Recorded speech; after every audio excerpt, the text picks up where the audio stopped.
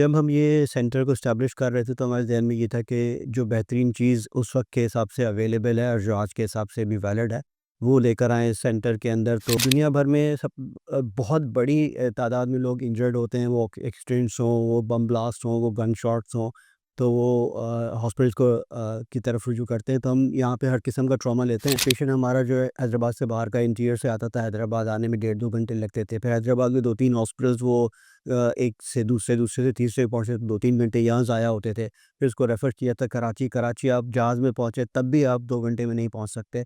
तो वो इतना ज़्यादा टाइम ज़ाया होता था कि अमूमन वो जब वहाँ लैंड करते थे कराची में या कराची पहुँचते थे तो उस वक़्त तक जो भी हिस्सा इंजर्ड होता उसको काटने की नौबत आ चुकी होती थी।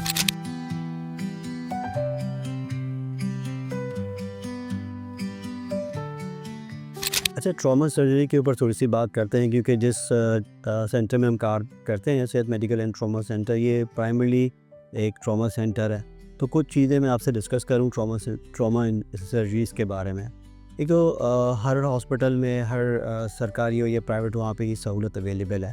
अच्छा, जब हम ये सेंटर को इस्टेब्लिश कर रहे थे तो हमारे ज़हन में ये था कि जो बेहतरीन चीज़ उस वक्त के हिसाब से अवेलेबल है और जो आज के हिसाब से भी वैलिड है वो लेकर आएँ इस सेंटर के अंदर। तो जो अच्छे से अच्छा ईआर-ओआर का सिस्टम है वो हमने यहाँ पे इंस्टॉल किया है। तो हमारी हाई-टेक ओटीज़ हैं यहाँ पे जो सिर्फ ट्रॉमा को या ऑर्थोपेडिक्स को डील करती हैं।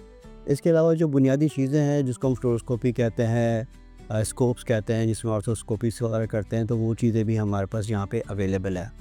अब ट्रॉमा सर्जरी दुनिया भर में बहुत बड़ी तादाद में लोग इंजर्ड होते हैं, वो एक्सीडेंट्स हों, वो बम ब्लास्ट हों, वो गन शॉट्स हों, तो वो हॉस्पिटल्स को की तरफ रुजू करते हैं। तो हम यहाँ पे हर किस्म का ट्रॉमा लेते हैं। टीम हमारी बहुत बड़ी है, उसमें neuro surgeons, plastics, vascular, orthopaedic सब है। तो जो कॉमन इंजरीज़ हैं वो तो हम वैसे ही लेते हैं, लेकिन इसके अलावा इस बात को करने का मकसद ये था कि जो न्यूरो सर्जरी है, प्लास्टिक्स है, जनरल सर्जन्स की ट्रॉमा है, वो भी हम यहाँ पे लेते हैं और हमारी टीम उसको एज अ टीम मैनेज करती है।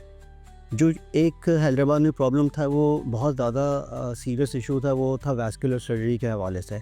वैस्कुलर सर्जरी के हवाले से बुनियादी चीज़ ये है कि अगर आपकी चोट हड्डी की टूटती है या कोई इंजरी होती है या बुलेट लगती है, गन शॉट होता है, तो आपकी कोई खून की नाली कट जाती है, तो अमूमन ऐसे पेशेंट को फ़ौरी तौर पे कराची रेफ़र किया जाता था क्योंकि कराची में ये सहूलियत 3-4 बड़े हॉस्पिटल में अवेलेबल है। अच्छा, टाइम बड़ा इंपॉर्टेंट होता है इस किस्म की इंजरीज़ के अंदर कि आपको आवर्स के हिसाब से, घंटों के हिसाब से वो चीज़ें मैनेज होनी होती हैं।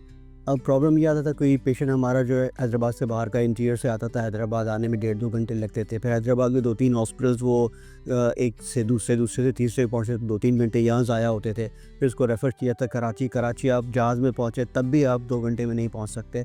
तो वो इतना ज़्यादा टाइम ज़ाया होता था कि अमूमन वो जब वहाँ लैंड करते थे कराची में या कराची पहुँचते थे तो उस वक़्त तक जो भी हिस्सा इंजर्ड होता उसको काटने की नौबत आ चुकी होती थी।